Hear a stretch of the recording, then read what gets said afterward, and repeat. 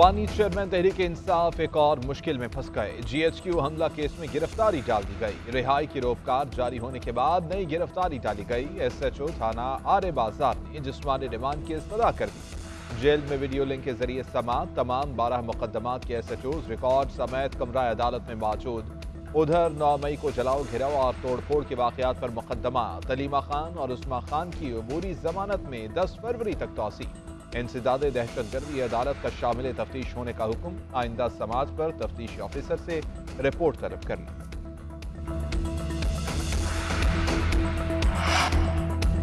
PTI intra party इंतखाबात और इंतखाबी निशान से मुताल्लिक केस। इलेक्शन कमीशन ने पेशावर हाई कोर्ट में जवाब जमा करा दिया। PTI के वकील की कुछ देर और इंतजार करने की इस्तदा। जस्टिस एजाज अनवर ने कहा कि आप इंटरेस्टेड नहीं, सुबह से इंतजार कर रहे हैं। जब हमारे केसेस हुआ करते थे तो हम सुबह सवेरे पहुंचते थे। ये कौन सा तरीका है कि बेंच को इंतजार कराया जा रहा है। वकील ने इस्तदा की कि बैरिस्टर गौहर आ रहे हैं, कुछ वक्त दे दिया जाए। अदालत ने रिमांड किए, वो आ जाएं तो केस सुनते हैं।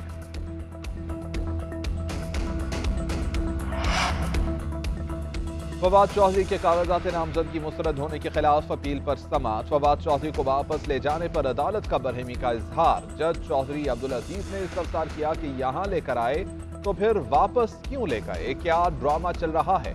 ट्रिब्यूनल ने अपील पर फैसला महफूज कर लिया। मीडिया से गैर रस्मी गुफ्तगू करते हुए फवाद चौधरी ने कहा कि बानी PTI ने इलेक्शन कमीशन को धमकी नहीं दी, ना ही कहा कि शक्लें और नाम पहचानता हूँ। कहा था सुप्रीम कोर्ट ने लिखा है कि आइन तोड़ने वालों पर आर्टिकल 6 लगना चाहिए।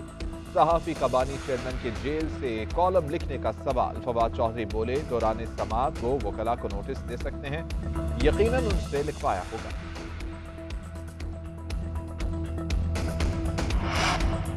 कल आने वाला फैसला किसी शख्स और जमात के लिए नहीं था, ये अदलिया पर लोगों के अदम एतमाद की तलाफी था। पाकिस्तान के इदारों पर जो उंगलियां उठी उसका मदावा कौन करेगा। जावेद लतीफ की मीडिया से गुफ्तगू। कहा कि 9 मई से पहले बानी चेयरमैन PTI ने जो किया वो सबके सामने है। इदारों को धमकाने वाले पर क्या आज तक किसी ने बात की। जिस तरह कतरी खत को उछाला गया, क्या साइफर केस को उछाला गया। बानी PTI ने 4 साल कौन सा काम किया जो सहूलतकारी आज भी है।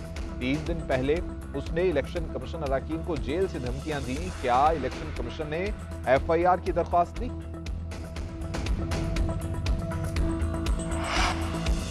लेवल प्लेइंग फील्ड होनी चाहिए, किसी को बादशाह बनाकर नहीं लाना चाहिए। 2018 में भी यही हुआ था, उसे मिसाल न बनाए, लोगों को अपना लीडर मुंतखब करने दें। अमीर जमात इस्लामी कराची हाफिज नईमुर रहमान कहते हैं कि जिन्हें अदालतों ने नाअहल किया कि अब उन्हें अहल करार दे दिया गया। मुजरिम की हैसियत से शख्स को बादशाह बनाकर पेश किया गया, उस पर नजरसानी होनी चाहिए।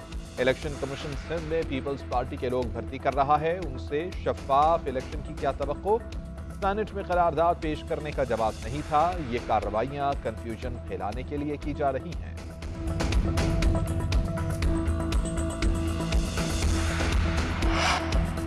शेर अफजल मरवत का PTI के टिकट्स की तकसीम पर तहफ़्फ़ुज़ात का इजहार। कहते हैं पंजाब में जिस तरह वकला को टिकट्स मिले हैं खैबर पख्तूनख्वा में उस तरह नहीं हुआ। काजी अनवर के खदशात बचा हैं। आज बानी चेयरमैन से मिल रहा हूँ, टिकट्स के मामले से आगाह करूंगा।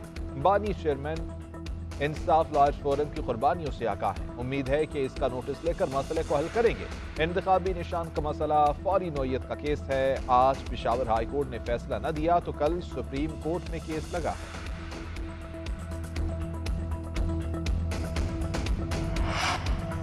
कागजात नामजदगी पर आरोज के फैसलों के खिलाफ अपीलों पर समाअत। NA 242 और NA 132 से शहबाज शरीफ पर आयद एतराज़ात खत्म। NA 71 से उस्मान डार की वालिदा रेहाना डार के कागजात मंजूर। शहरियार आफरीदी, शानदाना गुलजार और आबिद शेर अली भी इलेक्शन लड़ने के अहल करार। NA 122 लाहौर से बानी चेयरमैन PTI की अपील आज सुनी जाएगी। NA 15 मानसहरा में नवाज शरीफ पर एतराज़ात की समाअत आज मुकर्रर। डॉक्टर यास्मीन राशिद, परवेज इलाही, कैसरा इलाही और मुनस इलाही की अपीलों पर फैसला महफूज। पेशावर हाई कोर्ट ने NA 15 से आजम सवाती की अपील पर फरीकैन से 11 जनवरी को रिकॉर्ड तलब कर लिया।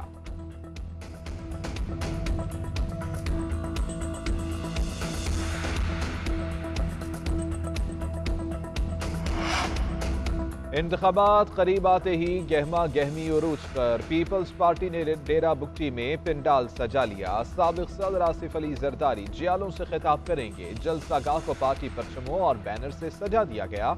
कारकुनों की बड़ी तादाद भी जलसागाह पहुंच गई।